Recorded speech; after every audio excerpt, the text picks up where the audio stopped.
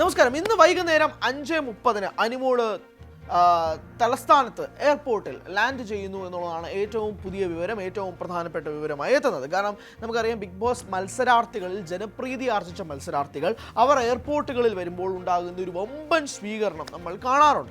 ഇത്തവണ അങ്ങനെ കാണാൻ കഴിയുന്ന ഒരു മെഗാ മൊമെൻ്റ് ആയിരിക്കാം തിരുവനന്തപുരം ഡൊമസ്റ്റിക് എയർപോർട്ടിൽ വൈകുന്നേരം 5:30 അനുമോള് തിരുവനന്തപുരത്തേക്ക് എത്തുക. അനുമോള് തിരുവനന്തപുരത്ത് എത്തുന്നു, അനുമോള് വീട്ടിൽ പോകുന്നു. കഴിഞ്ഞ ദിവസം തന്നെ നമ്മൾ കണ്ടതാണ്, അനുമോളുടെ നാട്ടിൽ ഒരു വലിയ സ്ക്രീനും ഫ്ലെക്സൊക്കെ വെച്ചിട്ട് വീട്ടുകാരും നാട്ടുകാരും അനുമോളുടെ സുഹൃത്തായ ബിനുവും ഒക്കെ എല്ലാവരും ചേർന്ന് ഒരുമിച്ചിരുന്ന് കാണുന്നതും നാട്ടുകാരെല്ലാവരും ചേർന്ന് പടക്കം പൊട്ടിക്കുന്നത് ഉൾപ്പെടെ നമ്മൾ കണ്ടു. അനുമോള് വിജയിയായിട്ട് പ്രഖ്യാപിച്ചതിന് ശേഷം അവിടെ നിന്ന് നാട്ടുകാർ ഉൾപ്പെടെ പടക്കം പൊട്ടിച്ച് ആഘോഷിക്കുന്നൊരു കാഴ്ചയും കൂടി നമ്മൾ കണ്ടതാണ്. അങ്ങനെ കണ്ട ഒരു കാഴ്ച അതേ രീതിയിൽ തന്നെയാണ് കാര്യങ്ങൾ ഇന്നും പോവുക എന്നുള്ളതാണ് നമ്മൾ മനസ്സിലാക്കുന്നത്. വൈകുന്നേരത്തോടുകൂടി അനുമോള് തിരുവനന്തപുരത്തെത്തും. തിരുവനന്തപുരത്തെത്തി എയർപോർട്ടിൽ ഒരു വലിയ സ്വീകരണമൊക്കെയാണ് ആളുകൾ ഒരുക്കുന്നത്, അനുമോൾ ഫാൻസ് ഒരുക്കുന്നതായിട്ടുള്ളതൊക്കെയാണ് മനസ്സിലാക്കുന്നത്. അങ്ങനെ ഒരു ഫാൻസോ അങ്ങനത്തെ ഒരു പരിപാടികളൊക്കെ ഉണ്ടാകാനുള്ള സാധ്യതയുമുണ്ട്.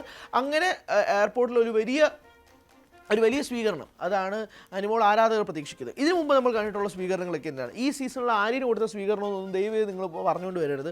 അതൊക്കെ ആര്യൻ്റെ സുഹൃത്തുക്കൾ ചെയ്തത് തന്നെയാണ്. അനുമോളുടെ സുഹൃത്തുക്കൾ ഇത്തവണ ചെയ്യുമായിരിക്കും, പക്ഷേ എന്നാൽ പോലും അനുമോളുടെ ആരാധകർ ഇത്തവണ ഉണ്ട്.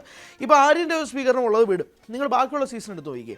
ഇപ്പോൾ എനിക്ക് ഓർമ്മയിൽ വരുന്നത് രജത് കുമാറിനെയാണ്. രജത് കുമാറിനെ ആ ഒരു കോവിഡ് സമയം ആണ് എന്ന് പ്രഖ്യാപിച്ച് ഷോ നിർത്തിവെച്ചു. പക്ഷെ ഞാൻ പറയുന്നത്, രജത് കുമാറിനെ അന്ന് ആ ഒരു മുളക് പൊടി എറിഞ്ഞു, മുളക് കണ്ണി തേച്ചു എന്നുള്ള ഒറ്റ കാരണം കൊണ്ട് എവിക്റ്റ് ചെയ്തപ്പോൾ രജത് കുമാറിന് അവിടെ കിട്ടിയ സ്വീകരണം, ഞാൻ ഇതുവരെ മലയാളം 7 സീസൺ കണ്ടുകൊണ്ടിരിക്കുന്ന ഒരു വ്യക്തി എന്ന നിലയിൽ പറയട്ടെ, അതുപോലൊരു വലിയ സ്വീകരണം ഞാൻ കണ്ടിട്ടില്ല.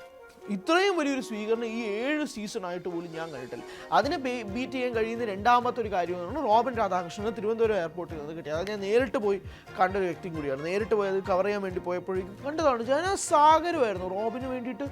ബഹളം, തിക്ക് തിരക്ക്, ഇടി, ബഹളം, എന്തൊരു ബഹളമായിരുന്നു. രജിത് കുമാറായിരുന്നു അതിനും മേലെ. ഞാൻ പക്ഷേ അത് എയർപോർട്ടിൽ പോയില്ല, വിഷ്വൽസിൽ നിന്നും വ്യക്തമായിട്ടൊരു സാഹചര്യം കൂടിയാണല്ലോ അത്. അങ്ങനെ കണ്ട ബിഗ് ബോസ് ആരാധകരാണ് ഇപ്പോൾ അനുമോളിൽ വന്ന് എത്തി നിൽക്കുന്നത്. ഫാനിസംസോ ഫാൻ ബേസസോ എന്താണ് കാര്യങ്ങളോ ഒന്നും അറിയില്ല. പക്ഷേ ഒരു വലിയ സംഭവം, ഒരു വലിയ കാര്യം തന്നെയാണ് ഇവിടെ ഒരുങ്ങിയിരിക്കുന്നത് എന്നുള്ളത് നമുക്ക് ഉറപ്പിക്കാൻ കഴിയുന്ന രീതിയിലേക്ക് കാര്യങ്ങൾ മാറുകയാണെന്ന കാര്യത്തിൽ തർക്കമൊന്നുമില്ല.